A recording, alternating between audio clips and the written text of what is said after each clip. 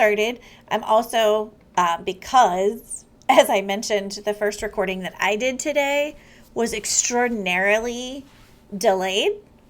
I'm actually recording out of my computer and out of Zoom this time, so that if that delay happens again, it won't as severely impact the posted recording.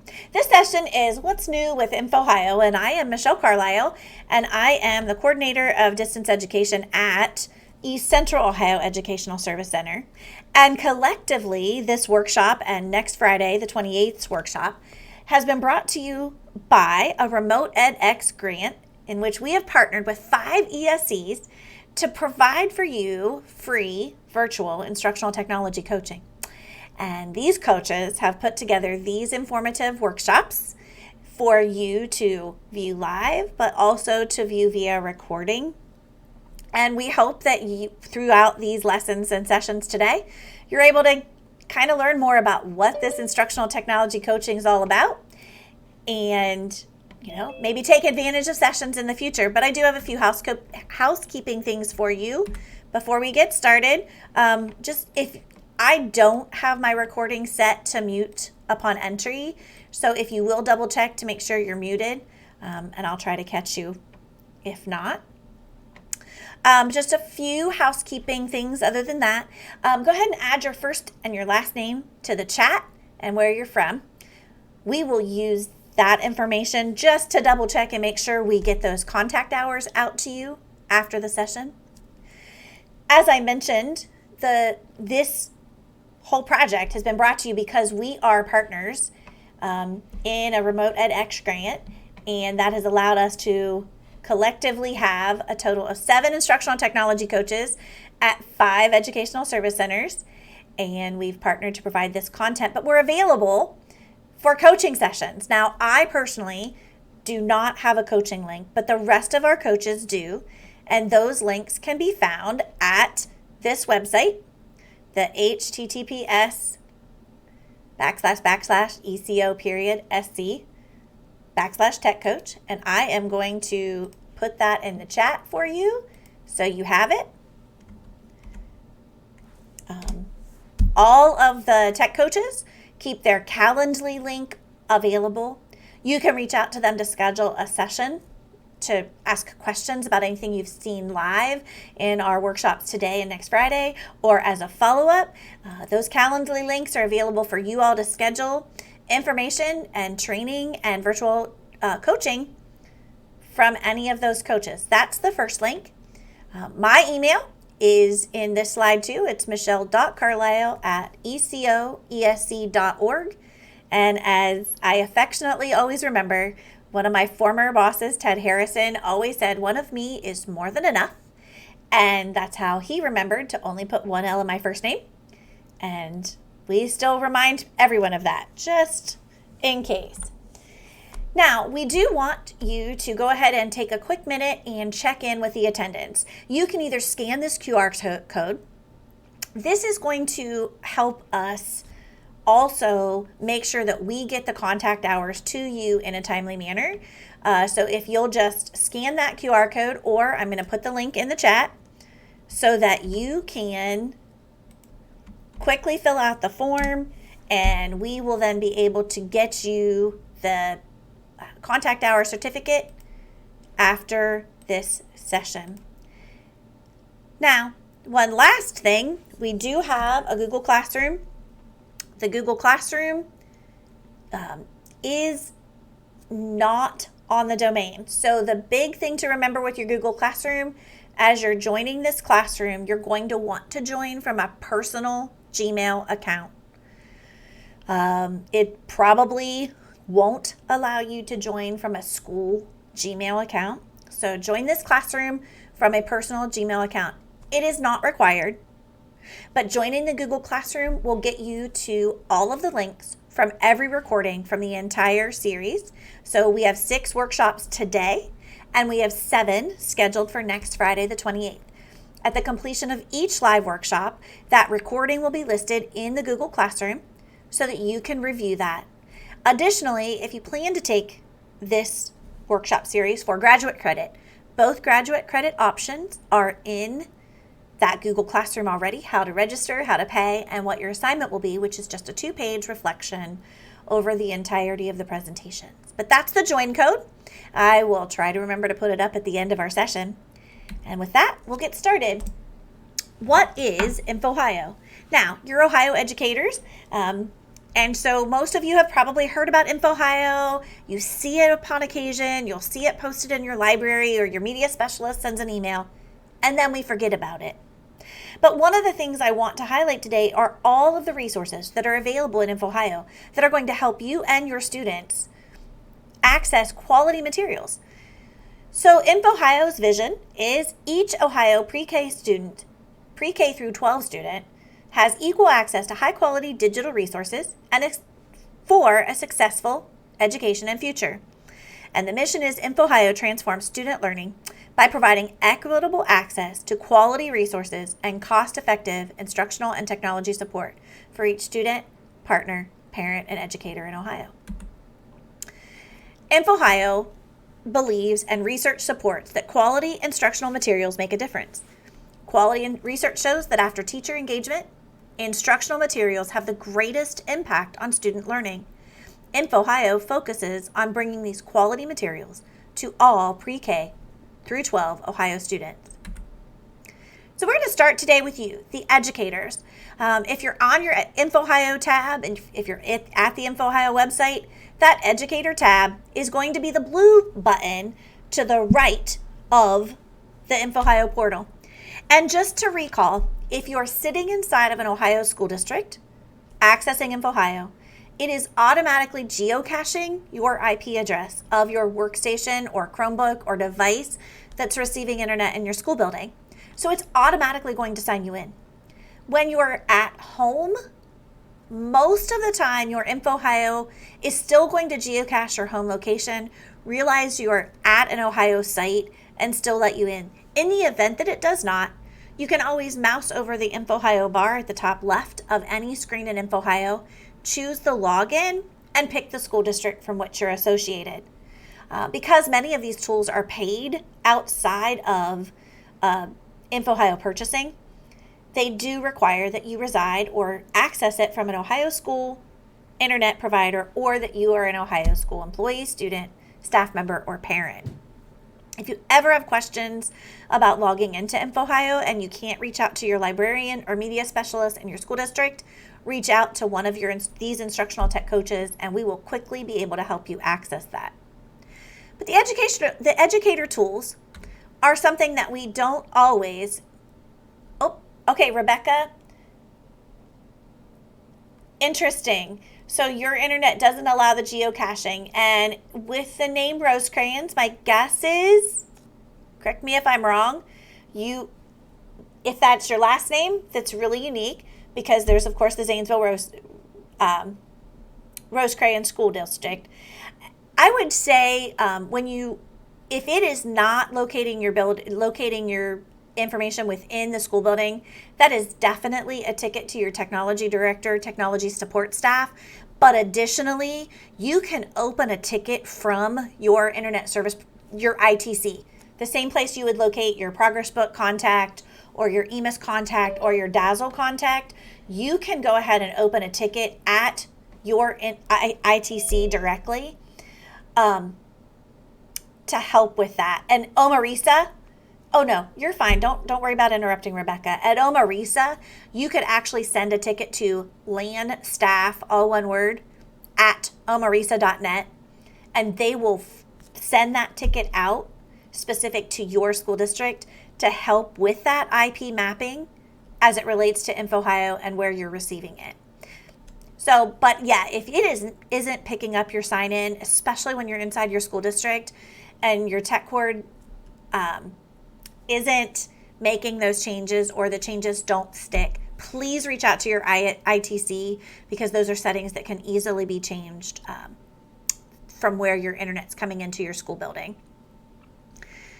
In your educator tools section of INFOhio, they are searchable by grade level, they're searchable by subject, and by item type. You're able to save things that are interesting to you by marking it as a favorite. Currently, there are more than 25,000 curated and vetted resources available in the Educator Tools section. Now, I'm going to go ahead and launch the link. So we will be going in and out of the slide presentation, actually to INFOhio from this point on.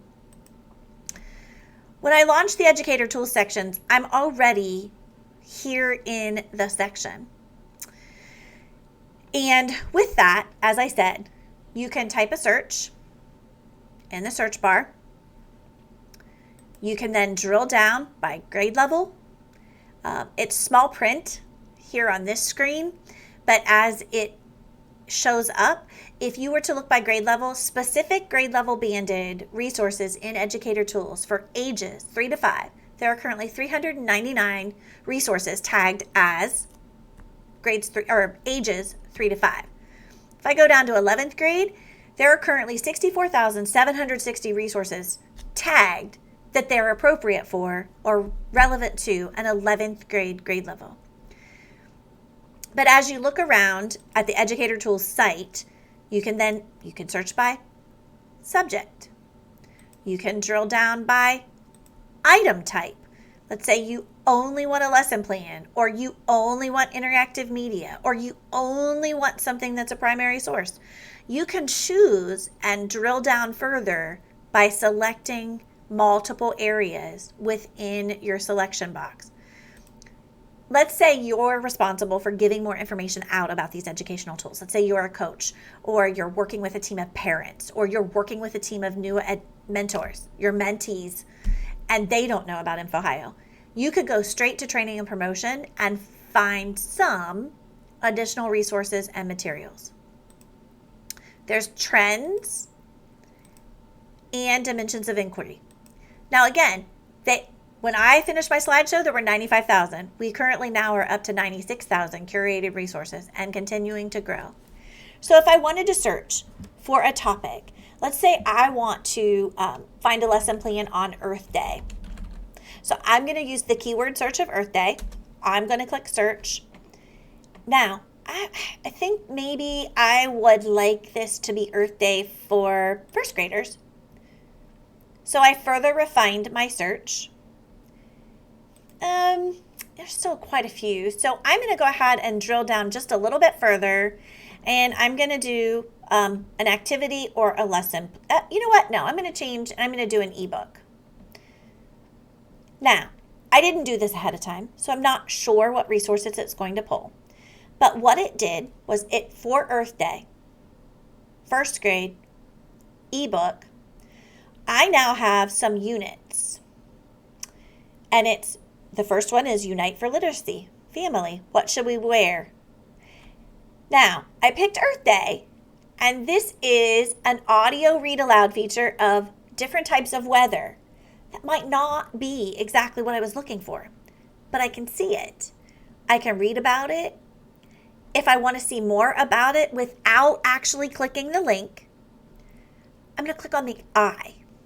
And when I click on the I get some more information about this unit for literacy before I actually click on it.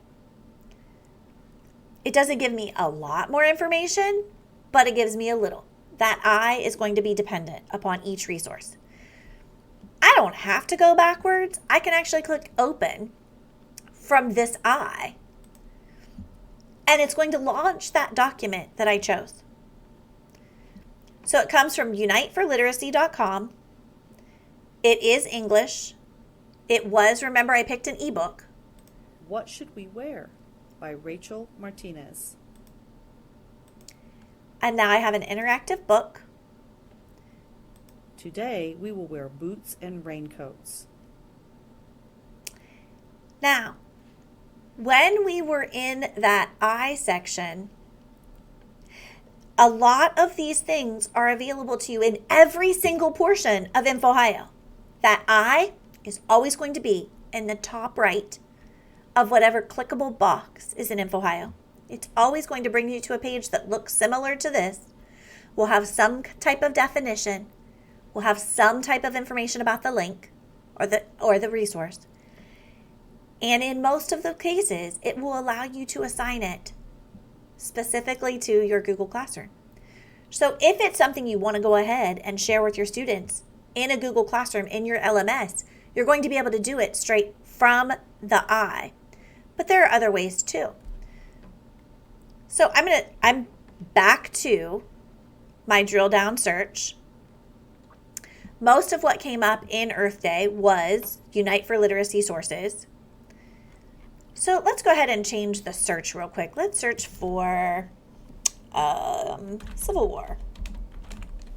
Now, at the grade level that I chose, there might not be a lot of appropriate resources for the Civil War.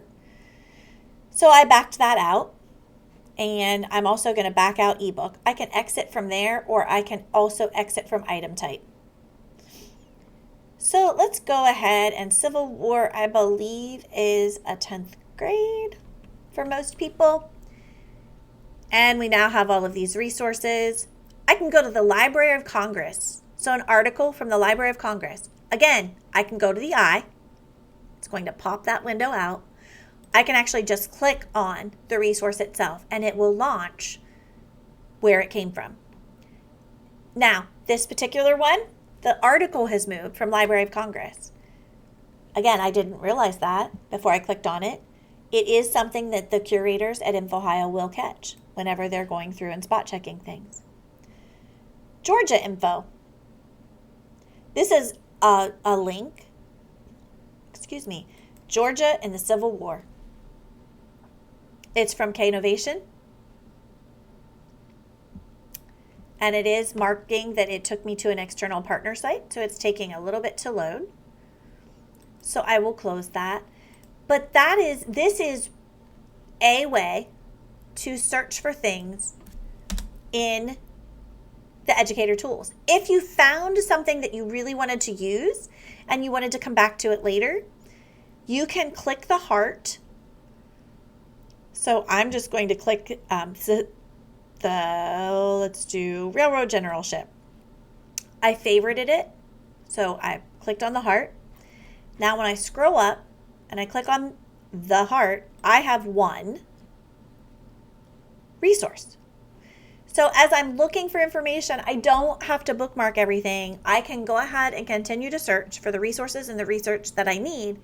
By favoriting it, I'm able to go ahead and just save those, and then I can deal with those later when I'm done pulling the materials that I want. So that's just a little bit about the educator tools. Now, a couple of ways to get back to the other areas of INFOhio. You can always go to the collapsible, the waffle, or the hamburger.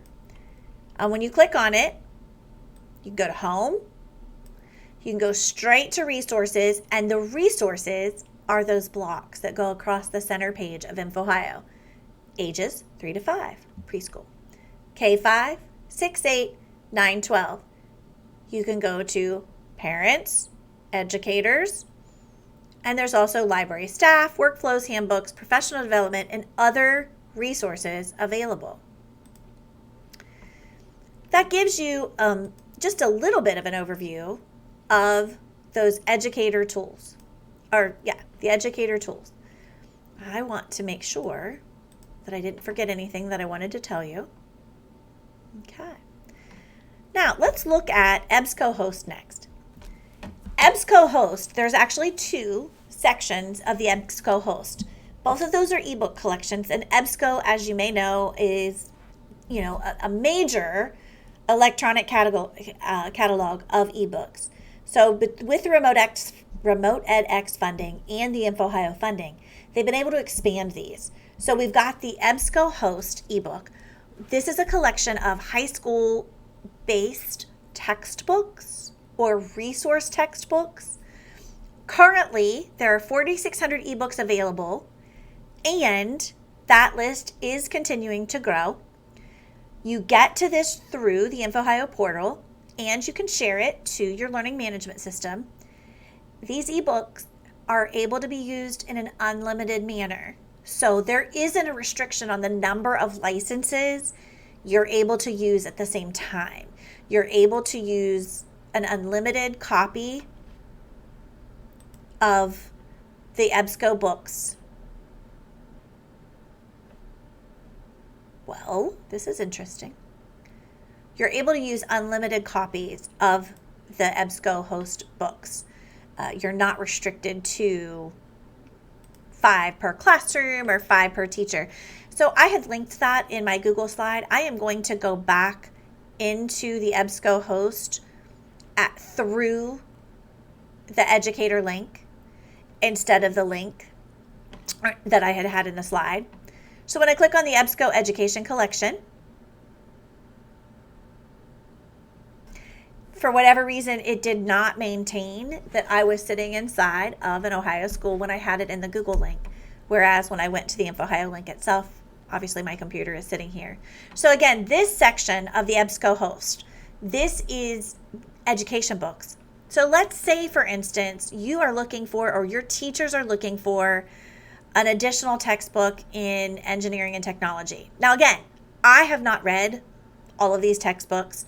I'm not positive what all of them have, but these are vetted sources, vetted textbooks, vetted academic material geared for your high school or your educator settings, to be shared as a textbook, as a learning resource. So, for example, here's one. The problem with education technology. Hint, it's not the technology. I'm not sure what this book is about. Maybe this is something that you would like to use, or you would like to use this resource as a way to do some book studies with small groups of your DLTs or your BLTs. Maybe this is something you want to use with students as you add to the curriculum that your district already has. Maybe it's something you want to do for yourself. There's not a restriction in how you're using it. And again, you're not restricted to a certain number of ebook copies. Like if you went to your overdrive, you might only be able to check out 2 copies at a time. If the ebook appears in the Ebscohost section, you're not limited to the total number of people viewing the book at the same time. Now, when you click on any textbook, it gives you the synopsis, it gives you the description, it gives you subjects, categories, it will give you the codes, and it will tell you if you're allowed to print it. So if I look down here, it says print or email. I can save 100 pages, and it's unlimited copy and paste. This book gives us the table of contents. I know that's a little difficult for you to see. I'm going to blow up my screen. It gives you the table of contents. So in this book, I could go straight to do labor-saving devices work. See what that chapter looks like. It's going to load the chapter. And I'm able to read that on the screen. If you're not a screen person, all of your tools are here. You can save those pages. You can email those pages. You can print. For your students, you're able to cite. You can permalink it. So let's say you don't use Google Classroom. You're using Schoology, for instance, or you're using another LMS that's not Google Classroom.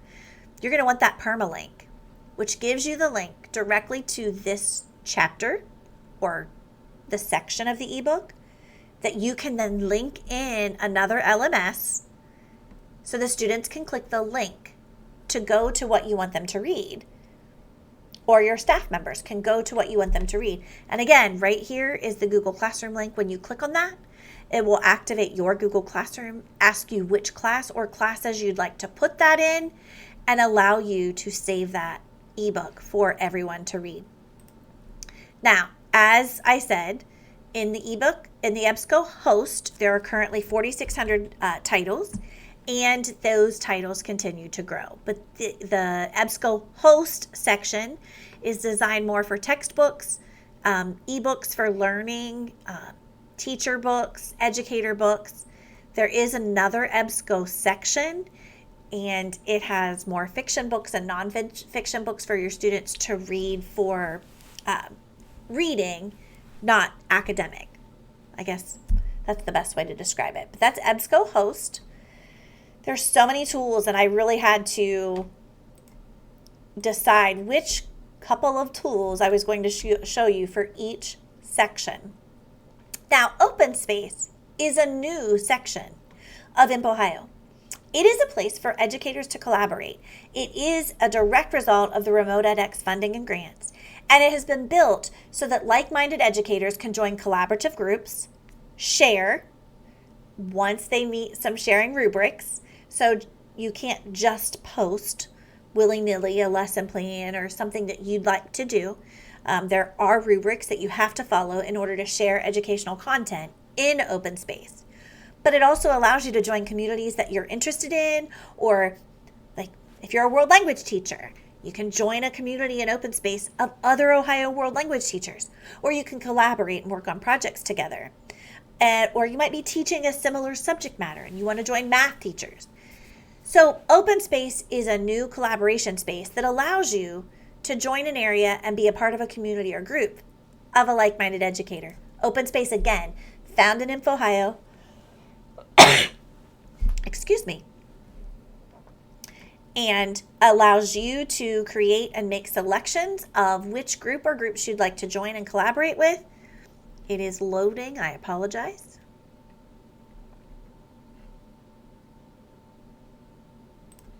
We'll just go back in through the INFOhio instead of my link in my Google Slides.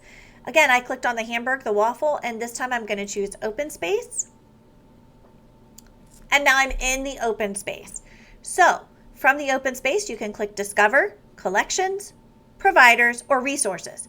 Because in open space, you can share resources like a slide deck or a unit of instruction or something that you feel was very valuable. As long as it meets the rubrics that are listed or provided in open space and you've been approved, you can upload and share actual educational materials and resources to open space.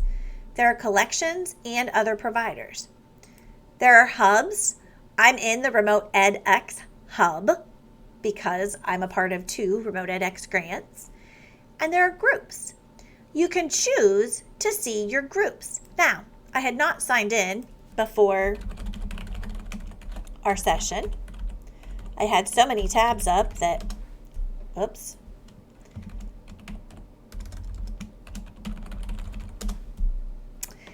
So now that I have signed in and I click on my groups, I can see the groups I'm already a member of. I'm a member of INFOhio Community. I'm a member of All About Open Educational Resources. There are some feature groups, and if I click on See All Groups, here are the groups and communities that you could join. All right, so here's a group just for Calamity Day plans and resources. Ohio Distance Learning Association is a group that's near and dear to my heart. I'm a member of this group. This is a state-level chapter of distance learning, of which I sit on the board of Ohio DLA.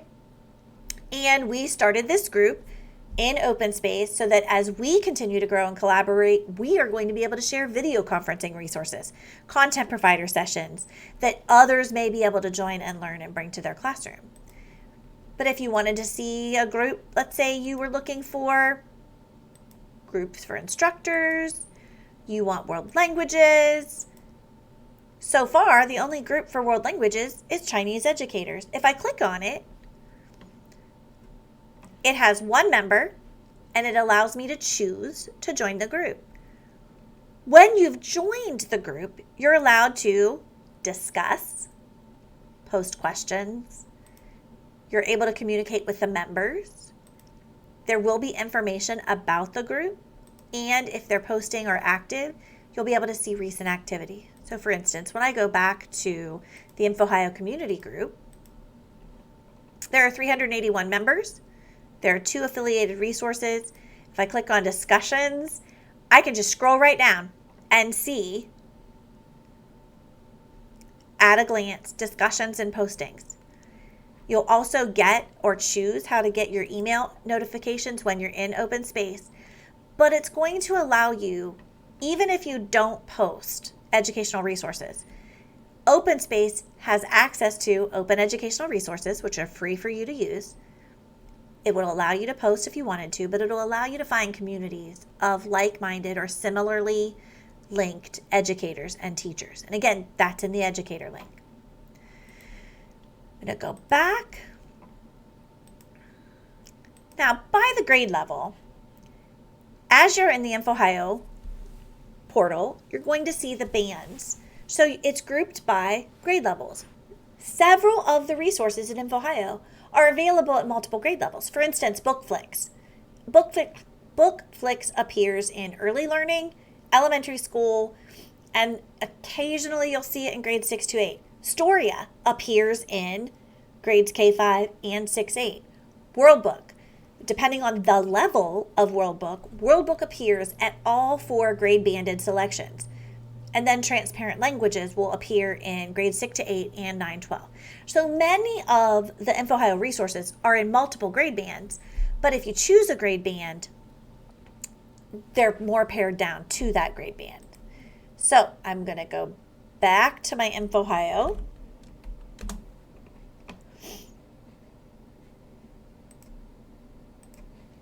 I'm going to quickly open ages 3 to 5. And again, you can see BookFlix, Highlights Library, WorldBook Kids, the Early Learning Portal, or WorldBook Early Learning. Just like before, when you mouse over the box, it's clickable. If you click on the eye, it's going to tell you more about the resource. So I'm going to go to WorldBook Early Learning, click on the eye. This particular segment has multiple sessions of training. You can read about or watch quick videos, short webinars. There are additional links. Depending on the tool, there may be actual parent handouts, something that you can share with your parents to do at home with your students. It will link to similar resources. And again, if you want to, you can post this direct link directly in your LMS. So here's the link to Google Classroom. It's always the same Google Classroom icon. Or if you click on the LMS direct link, that gives you a permalink for your other LMSs, like Canva or Schoology, or if you're still using Moodle, those types of links. That's where you can get that. But let's go back to WorldBook Early Learning really quickly, just so you get a feel for this resource. In this resource, in WorldBook Early Learning, there are going to be videos, there are going to be games, stories, and activities. Every time a student logs into WorldBook Early Learning, it does feature something different. So it may feature an animal one day or a weather map one day. So you'll see different features when you open WorldBook on different days. Over here at the top, it says for grown-ups. For grown-ups, tracing, animal ABCs. It gives you some links to Tracing, those other tracing, mute. activities that are available. You can go to featured content, curriculum correlations, guided reading program, Trek titles, and more resources. When you click on the for grown-ups, it takes you to these links. So if I went to, for example, curriculum correlations, I could drill down by standard.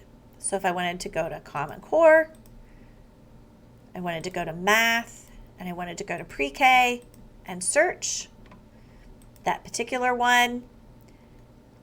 It didn't come up with a lot, but if I scroll on down, here are some guided reading books. Trek and his friend. Read.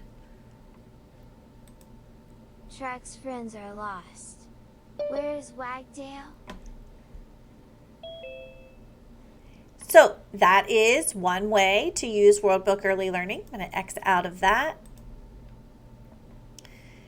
When you toggle the for grown-ups, once you do that, the early learning basis will show back up in the grown-ups tab. So if I went to activities, you could help students at this level, obviously with your preschools, your ages 3 to 5. Most of these are going to be partner activities or teacher-led, student-do kind of thing. If you use bookmarks or Chrome shortcuts, you can pop those in this way. But if I clicked on this coloring book, I can choose to color this tree green. So there's just many activities. They're in the WorldBook Early Learning. I'm going to go back. So see the new And then these are those links that are in the middle. The A basics, videos, games, stories, or activities. So if I click on videos, I could choose a quick video on the pilot whale. A pilot whale is the largest member of the dolphin family. It lives in warm seas. Pilot whales differ from other large dolphins because of their bulging foreheads. They're short.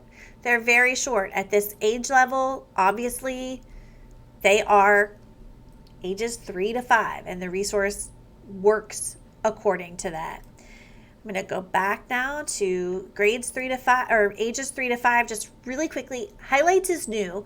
Highlights was acquired. The membership was required with RemotEDx funding. So INFOhio is part of your state legislated budget in partnership with all of the ITCs in the state of Ohio.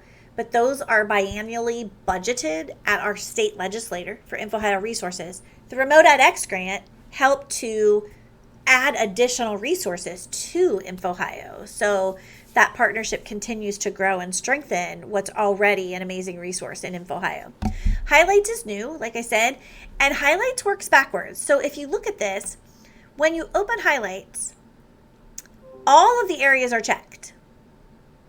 So if you want only animals, you're going to have to uncheck all of the other segments. Now, Highlights isn't the whole magazine, but if you remember in your mailbox, if you got Highlights at your house like I did, they would come in the mail and it was a magazine. So you don't get the whole magazine in the INFOhio Highlights section, but you do get the reading materials and the articles and the stories. So I'm going to click on Animals. I can choose further to only have fiction or only have nonfiction. And when I click it, it turns it off.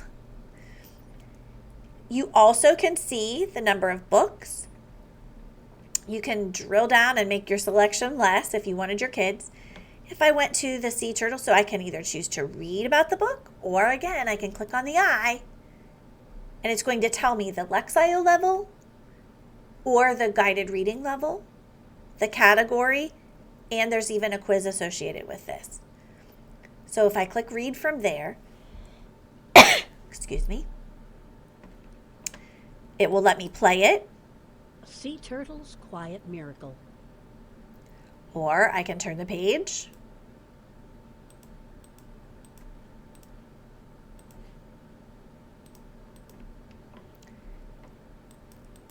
I don't know why it's not turning.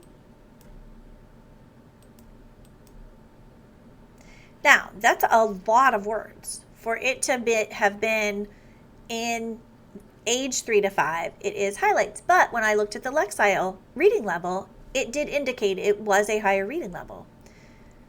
If I click on the... One summer night, my daughter Meg and I walked in the moonlight along a Florida beach. It was nearly 10 o'clock. The sunbathers and surfers had all gone home, and we were alone. So if I click on the speaker, Suddenly, it lets it we read. saw a sea turtle crawling out of the water. Now I'll stop. And it lets them control that book. So those are the resources in age 3 to 5. I've done a ton of talking, and there's a ton of things for me to share, but I do want to stop real quick and see if anyone has questions so far.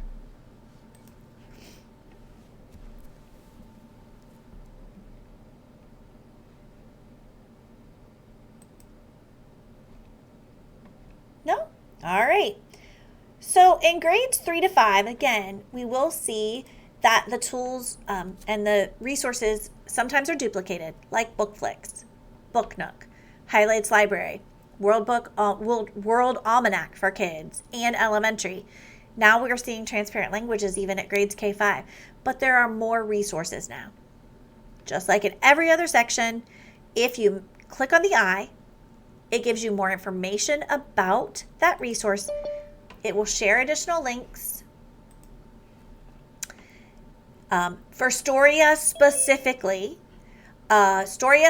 requires that you are identified as a teacher of a grade level available in Storya in your school district. So with Storya, if you don't already have it set up, it does give you the link here to request a teacher access code. Those requests go back to your ITC to look to see where your district has you placed as an educator typically, and they just confirm that you're a teacher in that district and you're teaching grade 4 or are an intervention specialist, that verification goes back and forth through those means. But you're allowed to request, you have to request that Storya access through this link the first time. Storya lets you set up classes. There are a lot of questions. There are frequently asked questions available in the link of Storya because it does build upon your own assigned Google Classroom. It does look to make sure you are a teacher or an educator in a school building. It does have you sign in with your Google credentials. So I am signing in quickly. It let me create it. I did have to get permission because I'm at an ESE. I don't teach students anymore. But it's able to be done. When you're in Storya, then you can view the collections, the actual ebooks, or you can look at your classes if you have already assigned reading levels. So how does that help you? With Storya specifically, if you do use your Google Classroom and share Storya resources, it will let you group assignments, resources, and books based on the groups of students that you create. So if you have a group of students at a similar reading level, let's say their Lexile score is at 400 and you want them to be staying in the 400 to 600 Lexile range, you can search your Storya books by Lexile measure. You can choose only fiction. And then you could create a group of Storya books for that group of students where you've already narrowed down the collection for them to read in that reading level. But with that, with Storya specifically, you are going to want to set up your classrooms in your Google Classroom. How do student accounts get into Storya? So it links to your Google Classroom.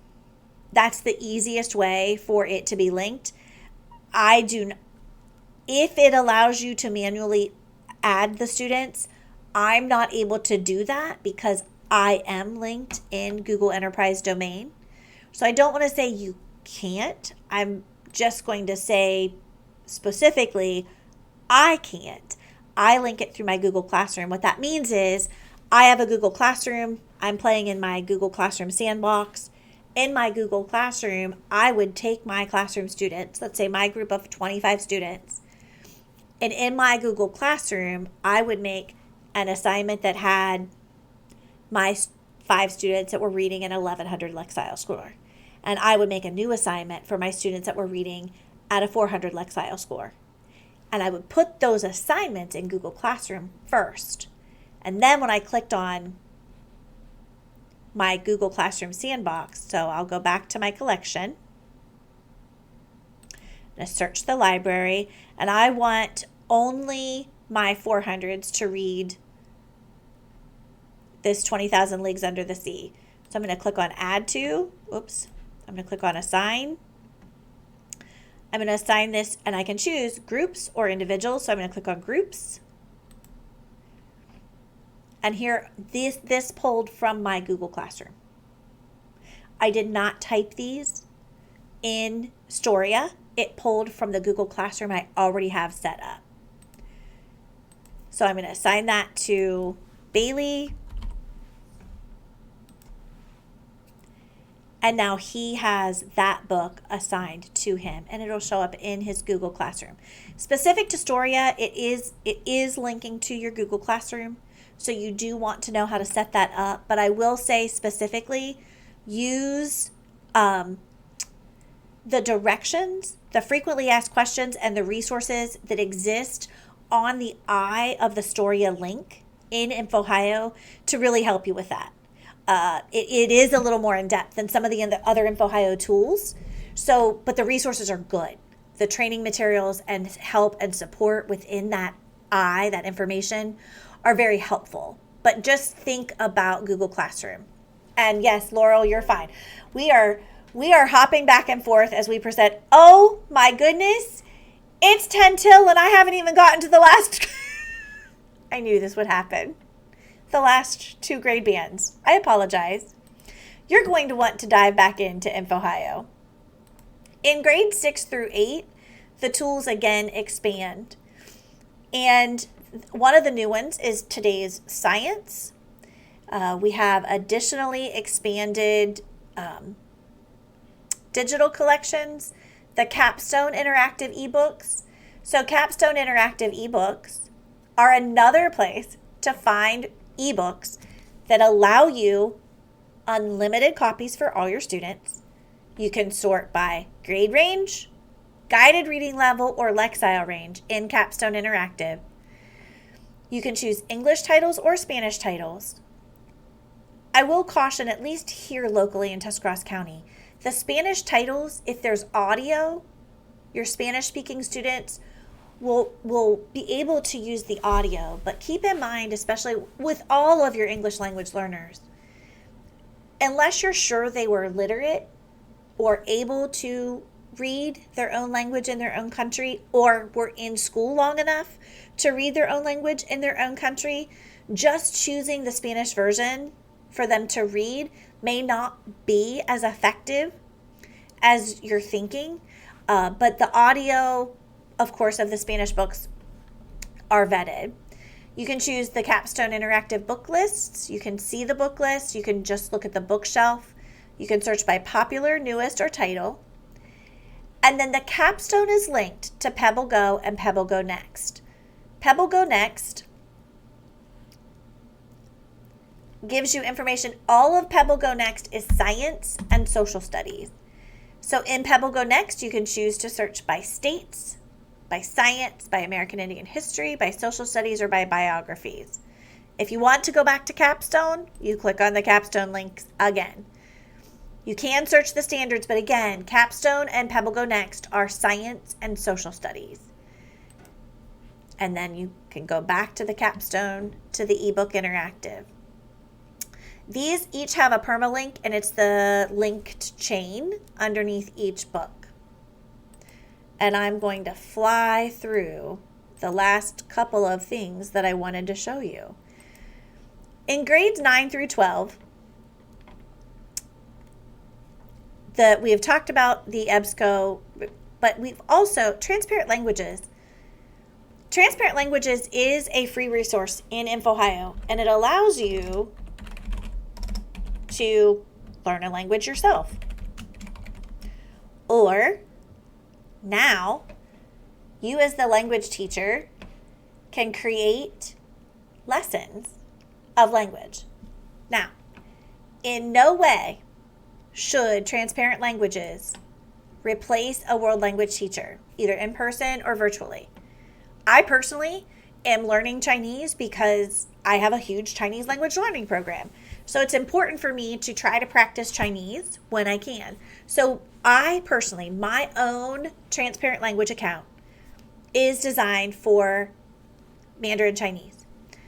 There are multiple languages that can be chosen in the language learning program, including English. Now be very clear, this should not be, Transparent Languages should not be a replacement for any English instructor for a student learning English.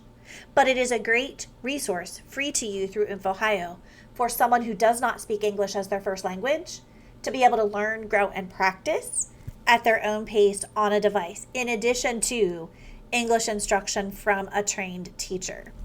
So you can choose English as the language to learn for a student. What they've added this year, I'm in the learning portal now, which means I'm a person learning a language. Each unit has practice, has listening, speaking, reading, and some writing. It gives you authentic audio to listen and practice to. It uses the microphone for you to speak back and assesses the speaking. So it's a very robust language program, and there are many languages available. But they've also added the instructor portal. Now, world language teachers are the best place for students to learn a language. But if the world language teacher wants to focus on conversation and practice through input and proficiency-based learning and listening, And let's think again for Spanish, for example. And they've got new vocabulary or grammar that they need to really just dive in and practice. We might call that drill and kill. And you're taking up all of your in-person instruction time with grammar lessons or new vocabulary lessons. What if for a minute you use the instructor portal in Transparent Languages to use the materials built, again in Spanish for instance, and you decide that you're going to create an assignment that includes vocabulary practice. And the vocabulary that you're going to practice is, we're going to do Latin American Spanish. And I would like for them to practice alphabet. And if I open it, I can assign all of it, or I can pick out just certain sections. And I can use Transparent Languages as the instructor to define and deliver just grammar or vocabulary lessons so that when they're back in person in front of me every day, we can be conversing, practicing what they learned in the grammar lesson, using the grammar in authentic language instead of just learning the grammar in the classroom. Again, Transparent Languages should not replace that language teacher, but flipping it, using the instructor portal might allow your language teacher to flip the classroom, spend more time in dialogue and proficiency-based conversations, and still get that necessary grammar through Transparent Languages. So you can sign up for Transparent Languages as a learner yourself. You could sign up a student who wanted to learn Japanese and was just looking for more. Or you can sign up as an instructor using the instructor portal to create lessons. When you're using the instructor portal of Transparent Languages, you also can build your own lessons in addition to the materials already there. Now, I didn't get to all of the tools that I wanted to share with you. Clearly, it went really fast. But log into INFOhio, dive into each of those segments, click the eye of each resource, and make sure you know more about those tools. Don't forget about those tools. Use those tools for your students, for your classrooms, share them with your parents. It's free for us as educators, and our legislative bodies have really invested in INFOhio for us over the years. So using it just helps us, and they're all primary resources. They're all vetted, and they're designed to ensure that we have support in our teaching. Now, I'm going to click. I want to share the Google Attendance form or the Google Attendance form with you again. If you didn't get a chance at the beginning to click on the form, this helps us get your contact hours to you. So if you'll just click that Google form link and fill that information out, it'll help us to know who attended so we can get those forms to you. The Google Classroom for the recordings. If you want graduate credit, I'm going to go back and get you the Google Classroom join code quickly so that if you want to go back to the Google Classroom, even if you want to watch this recording again, when the recordings are done, they will be posted in this Google Classroom. The graduate credit information is there. If we share any of the handouts, we'll put those in the Google Classroom too. The one caution, if you're joining us late, if you're joining the Google Classroom, you'll need to use a personal Gmail account so that it lets you in. I'm so sorry I went long. I'm going to stay on if you have questions, but if you want to jump off for the next session, that's fine too. The recordings, Rebecca, they take about 90 minutes to render and then repost. So as the Zoom link comes back to us, as finished, I then make sure it's cleaned up and then we're posting it back to the Google Classroom. So it doesn't take long. It'll be done these will be done by the end of today. We probably will take the posts down by the end of the graduate credit assignments, but we haven't really talked about that yet. We probably won't leave them up forever, but we do want those resources available. So thank you so much. I hope you've learned something. Visit our instructional technology coaching staff. We're really excited that you've joined us today. Like I said, I'll stay in this Zoom call a couple of minutes, but if you're going to jump off, the next session is at 1. It is Making Google Drive Work for You, and the instructional coach presenting that will be Laurel Marion. Thank you, everybody.